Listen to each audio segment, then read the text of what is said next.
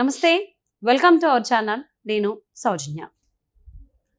జగన్మోహన్ రెడ్డి ఒక వాలంటీర్ వ్యవస్థని తీసుకురావడం జరిగింది. కానీ ఇప్పుడు ఆ వాలంటీర్ వ్యవస్థని ఆయనే వెన్నుపోటు పడుస్తున్నాడు. రొటేషన్ పద్ధతి అనే దాన్ని ఒక దాన్ని తీసుకొచ్చి దాని ద్వారా వాళ్ళకి వెన్నుపోటు పడడానికి ప్రయత్నిస్తున్నాడు.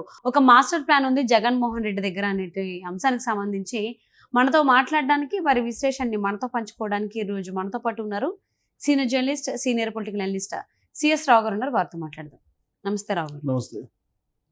జగన్మోహన్ రెడ్డి తీసుకొచ్చినటువంటి వాలంటీర్ వ్యవస్థని ఆయనే వెన్నుపోటు పడడానికి రొటేషన్ పద్ధతిని వాడుతున్నాడు అనేటువంటి వార్తలకు సంబంధించి మీరు ఏమంటారు? ఇది ఎంతవరకు వాస్తవం? అసలు ఈ రొటేషన్ పద్ధతి ఏ విధంగా వాలంటీర్ వ్యవస్థ మీద రుద్దబోతున్నాడు జగన్? సో ఒకటేంటంటే జగన్మోహన్ రెడ్డి చెప్పింది ఎప్పుడు కూడా చెయ్యరు. ఒకటి. రెండు ఏంటంటే ఆయన హిడెన్ ఎజెండా వేరేదో ఒకటి ఉంటుంది. ఆ హిడెన్ ఎజెండాని అమలు చేస్తూ ఉంటారు అనేదానికి నిదర్శనం మనం విశ్లేషణ చేసుకుంటే కనుక 2019 ఎన్నికలకు ముందు ఆయన ప్రచారంలో ఏం చెప్పారు, గత 5 సంవత్సరాల నుంచి ఎలాంటి పరిపాలన చేశాడు అనేది మనం కనుక ఒక్కసారి అవలోకనం చేసుకుంటే ఆయన చెప్పిన దానికన్నా చెప్పని వాటిని ఎక్కువ చేశారు అని చెప్పి మనం చెప్పొచ్చు. ఆయన చెప్పి చేసినవి ఏంటంటే నవరత్నాలు. ఆ నవరత్నాలు తప్ప మిగతా అనేకమైనవి చెప్పారు. నవరత్నాలు అనేది ఒక 20%, మిగతా 80% చాలా చెప్పారు. సిపిఎస్ రద్దు చెప్పారు, మద్య నిషేధం చెప్పారు, రాజధాని చెప్పారు, ఇవన్నీ చాలా చెప్పారు. పోలీసులకి వీక్లీ ఆఫ్ ఇస్తా అన్నారు, తర్వాత ఉద్యోగులకి బెనిఫిట్స్ ఇస్తానన్నారు, అంగన్వాడీలకి తెలంగాణ కన్నా ఎక్కువ 1000 రూపాయలు ఎక్కువ ఇస్తా అన్నాడు. ఇలాంటివి దాదాపు 140 హామీలు ఇచ్చారు. ఛార్జీలు పెంచను అన్నారు, విద్యుత్ ఛార్జీలు, పెట్రోల్ డీజిల్ ఛార్జీలు పెంచను అన్నారు. ఇలాంటి 140 ఉన్నాయి ఆయన చెప్పినాయి. ఆయన ఆ 140 చీల అంటే 90% చీల. నవరత్నాలే చేయనప్పుడు మిగిలిన హామీలు కూడా ఎలా? నవరత్నాలు చేశారు, కొంతవరకు నవరత్నాలు చేశారు. ఆ నవరత్నాల వరకు ఆయన చెప్తున్నారు. మిగతా హామీలు ఏవైతే ఇచ్చారో ఆయన సబ్సిడీలు కట్ చేశారు. ఇవన్నీ సబ్సిడీలు ఎవరు కట్ చేయమన్నారు? అప్పుడు ఆయన చెప్పిన ఏది చీల. ఆల్మోస్ట్ 90% ఆయన ఇచ్చినటువంటి హామీలు ఏమీ చేయలేదు. అందుకే జగన్మోహన్ రెడ్డి చెప్పాడంటే చెయ్యడంతే అనేటువంటి ఒపీనియన్కి రావచ్చు. ప్లస్ హిడెన్ ఎజెండా అనేది ఒకటి ఉంటుంది జగన్మోహన్ రెడ్డికి అనేది మనం చెప్పచ్చు. ఎందుకు చెప్పచ్చు అంటే అమరావతి రాజధాని ఉంటుంది, అమరావతి రాజధాని నేను కట్టుబడి ఉన్నానని చెప్పి అసెంబ్లీ సాక్షిగా ఆయన చెప్పారు. ఆ రోజు ఏకగ్రీవంగా తీర్మానాన్ని అమలు చేశారు, తీర్మానం చేశారు ఏకగ్రీవంగా. వైఎస్ఆర్ కాంగ్రెస్ పార్టీ కూడా మద్దతు ఇచ్చింది. ఆయన ప్రతిపక్ష నాయకుడిగా విజయవాడ గుంటూరు మధ్య రాజధాని ఉండాలి అని చెప్పి ఆయన సమర్థిస్తూ ఆయన తీర్మానం చేశారు ఆ పార్టీ తరఫు నుంచి. సీన్ కట్ చేస్తే ఏం చేశారు? రాజధాని లేకుండా 3 రాజధానులు అన్నారు. అవునా? అంటే ఆయన హిడెన్ ఎజెండా వేరే ఉంటుంది. ఈ విషయం నేను ఎందుకు చెప్తున్నానంటే, నేను అప్పుడు ఒక మెయిన్ ఛానల్లో నేను డిబేట్ పెట్టాను. డిబేట్ పెట్టినప్పుడు రాజధాని తరలిస్తాడు జగన్మోహన్ రెడ్డి గెలిస్తే అని చెప్పి నేను 2019 ఎన్నికల ముందు నేను ఒక డిబేట్ పెట్టా. దాదాపు 15-20 మంది ఉన్నారు ఆ మెయిన్ ఛానల్లో. పెట్టినప్పుడు వైఎస్ఆర్ కాంగ్రెస్ పార్టీ వాళ్ళు నా మీదనే రివర్స్ అయ్యారు. ఆ రోజున మీరెందుకు రాజధానికి వెళ్ళిపోతారని చెప్పేసి జగన్మోహన్ రెడ్డి మీద వ్యతిరేక ప్రచారం చేస్తున్నారు, మీరు తెలుగుదేశం పార్టీకి అనుకూలమో లేకపోతే ఏదేదో వాళ్ళు ఇష్టం వచ్చినట్టు మాట్లాడారు. ఆ రోజు నేను చెప్పాను, డెఫినెట్గా రాజధాని తరలి వెళ్ళిపోతుంది, మీరు నా మీద ఎన్నైనా విమర్శలు చేయొచ్చు అని చెప్పి నేను చెప్పాను. అదే జరిగింది. ఇప్పుడేమంటారు, రాజధాని తరలి వెళ్ళిపోలేదు కదా, శాసన రాజధాని ఇక్కడే ఉంది కదా, మేము ఎగ్జిక్యూటివ్ రాజధాని కదా వైజాగ్కి, జ్యుడిషియల్ రాజధాని కర్నూలుకి కదా అని అంటున్నారు. నేను ఆ రోజు చెప్పా, అమరావతిలో రాజధాని ఉండదు జగన్మోహన్ రెడ్డి గెలిస్తే అని చెప్పి నేను ఆ రోజు డిబేట్ పెట్టా. డిబేట్ పెట్టినప్పుడు అన్ని పార్టీల వాళ్ళు వచ్చారు, వాళ్ళ అభిప్రాయాలు వ్యక్తం చేశారు. నేను జగన్మోహన్ రెడ్డి సంగతి గ్రహించి నేను చెప్పాను. ఆ రోజు నాకు వీళ్ళు నన్ను ప్రశ్నించారు కూడా, మీరెందుకు డిసైడ్ అవుతున్నారు ఆ విధంగా అని. సరే ఎలక్షన్ అయిపోయిన తర్వాత చూద్దామన్న, అదే జరిగింది. అందుకే నేను ఇప్పుడు చెబుతున్నా, జగన్మోహన్ రెడ్డి మళ్ళీ వస్తే వాలంటీర్లు ఎవరైతే ఉన్నారో ఇప్పుడు 2,80,000 అని చెప్తున్నారు కదా, ఈ 2,80,000 మందిని జగన్మోహన్ రెడ్డి తీసేస్తారు, ఉంచరు, ఉంచే అవకాశమే లేదు. ఎందుకు చెప్తున్నానంటే, జగన్మోహన్ రెడ్డి రొటేషన్ పద్ధతి అనేది ఒకటి ఆయన మనసులో ఉంది, ఆయన హిడెన్ ఎజెండా అది. రొటేషన్ పద్ధతి ఏంటంటే ఒకళ్ళకే కాదు, ప్రతి 2 సంవత్సరాలకు ఒకసారి మారుస్తాను అని చెప్తూ మంత్రివర్గాన్ని కూడా మార్చారు ఆయన. మంత్రివర్గాన్నే మార్చారు ఆయన. రొటేషన్ పద్ధతిలో వాలంటీర్లు మార్చడం చెప్పి గ్యారెంటీ ఉందా?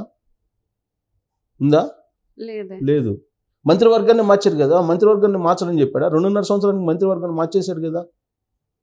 మొదటి 2 సంవత్సరాలు ఒక మంత్రివర్గం, 2 సంవత్సరాలు ఇంకొక మంత్రివర్గం కదా ఉంది. అవును. కాబట్టి రొటేషన్ పద్ధతిని అమలు చేస్తాడు. అందుకే ప్రీ ప్లాన్డ్గా వాలంటీర్ని రాజీనామా చేయండి మూకుమ్మడిగా అని చెప్పి ఇప్పటి నుంచే పిలిపిస్తున్నాడు. అవును. ఎందుకు పిలిపిస్తున్నాడు అని అంటే రాజీనామా చేసిన వాళ్ళకి మళ్ళీ ఉండదు. ఒకవేళ తెలుగుదేశం పార్టీ వస్తే వీళ్ళని కంటిన్యూ చేస్తానని చెప్పాడు చంద్రబాబు నాయుడు. అవును. వాలంటీర్ వ్యవస్థను నేను కంటిన్యూ చేస్తాను, ప్లస్ జగన్మోహన్ రెడ్డి 5,000 ఇస్తున్నాడు, నేను 10,000 ఇస్తానని చెప్పి చెబుతున్నాడు చంద్రబాబు నాయుడు.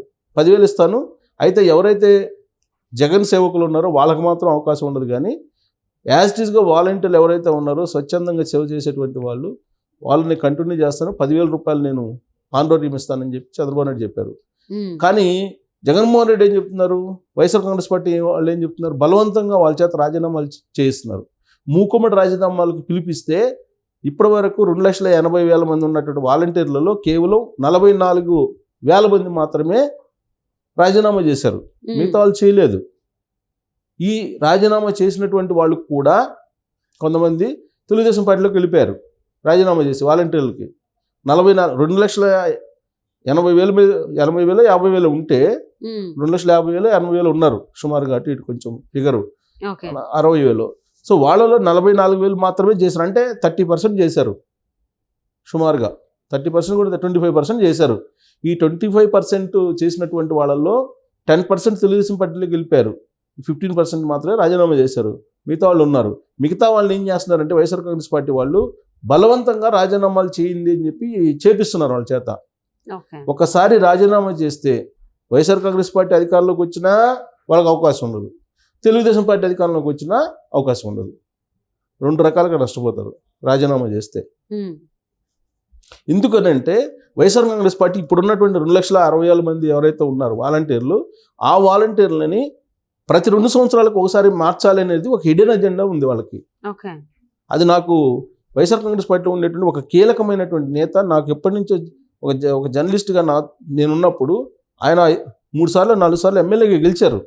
ఆయన నాకు చెప్పినటువంటి మాట ఏంటంటే ప్రతి 2 సంవత్సరాలకు ఒకసారి వీళ్ళని మార్చినందువల్ల 2.5 సంవత్సరానికి 2.5 సంవత్సరాలు 2 సంవత్సరాలు అంటే 3 సార్లు మార్చాలి.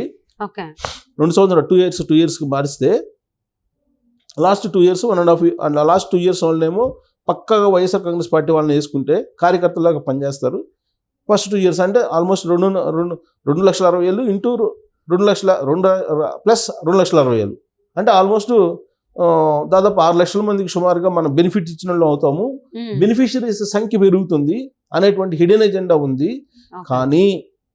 కానీ కరోనా వచ్చినందువల్ల మార్చలేదు. కరోనా లేకపోతే రొటేషన్ పద్ధతులు అప్పుడే మార్చుండే వాళ్ళే.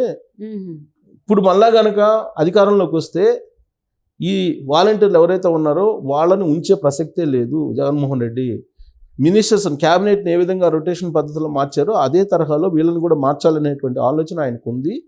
కాబట్టి వీళ్ళని పర్మనెంట్గా ఉంచరు అనేటువంటిది నాకు వైఎస్ఆర్ కాంగ్రెస్ పార్టీలో ఉండేటువంటి నా ఫ్రెండే కీలకమైన పొజిషన్లో ఒక అతను ఉన్నాడు. అతను చెప్పాడు, అతని పేరు నేను రివీల్ చేయకూడదు, అతను చెప్పాడు. కాబట్టి ఈ వాలంటీర్లు ఎవరైతే ఉన్నారో వాళ్ళు జగన్మోహన్ రెడ్డి మీద ఆశలు పెట్టుకొని జగన్మోహన్ రెడ్డి నమ్మి వీళ్ళు కనుక రాజీనామాలు చేయటం లేదంటే ఏజెంట్లుగా కూర్చోవడము ఏదన్నా చేస్తే మాత్రం 2 రకాలుగా నష్టపోయే అవకాశం ఉంది. అటు ఇంటి కూటికి బంతి కూటికి నష్టపోయారు అంటారు కదా, అలా నష్టపోయేటువంటి అవకాశం. సామెత ఉంది, ఇంటి కూటికి బంతి కూటికి నష్టపోయారని. ఉన్నది బాయ ఉంచుకున్నది బాయ అనేది ఒక సామెత ఉంది. ఆ టైపులో తయారవుతారు. సో ఆంధ్రప్రదేశ్లో ఉన్నటువంటి వాలంటీర్లు జగన్మోహన్ రెడ్డిని నమ్మితే ఏ విధంగా ఉంటుంది, ఏ విధంగా జగన్మోహన్ రెడ్డి వెన్నుపోటు పడవబోతున్నాడు రొటేషన్ పద్ధతిలో, ఈ అంశాన్ని మాతో పంచుకుంటారు.